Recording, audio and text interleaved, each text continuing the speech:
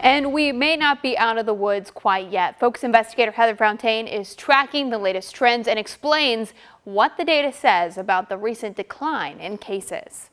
It's been nearly 2 years since the first positive cases of COVID-19 were reported in Kentucky and Indiana. In that time, we've certainly seen peaks and valleys when it comes to cases and hospitalizations. Over the last few weeks, we've started to see numbers trend consistently downward.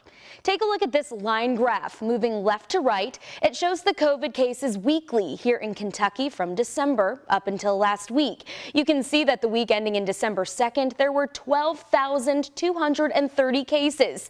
Then that spike to the week ending on January 27th, more than 85,000 cases. In recent weeks, though, that red line has trended downward.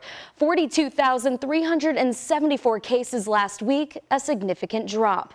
And in Indiana, we see something similar. Still tracking COVID cases by week. Indiana had about 27,000 cases the week ending in December 2nd. Then that major spike, more than 98,000 cases on the week ending on January 20th, before a steady decline once again. There were about 17,000 COVID cases last week. We anticipate that the number of new cases will continue to go down, which means that the number of hospitalizations will start to go down, and then eventually the number of deaths will go down.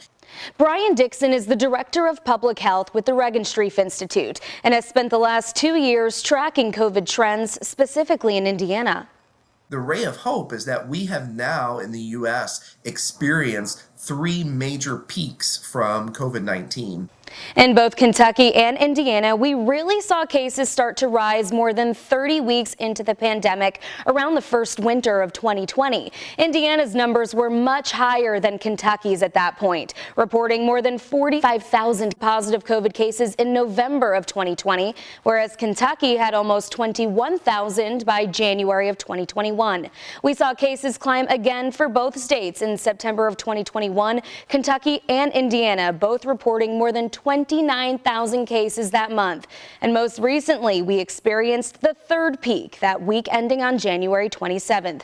Kentucky reported more than 86,000 cases. Indiana, more than 98,000 before that significant drop by February. That gives us some hope that as we move forward, we should begin to see peaks not as high as what we saw this last winter. And we should, it will still be with us though, but it will not cause as much disease and hospitalization and death as it has over the last 2 years. Dixon says he expects a relatively long decline. He calls it a long tail. That's one scenario that we're looking at, the most likely scenario, meaning that cases are going to go down, but kind of slowly. So it may not even be till the end of March that we see things hit the low levels that we did last spring. We'll continue to track these trends so that you can make informed decisions about how to protect yourself, your family, and your community.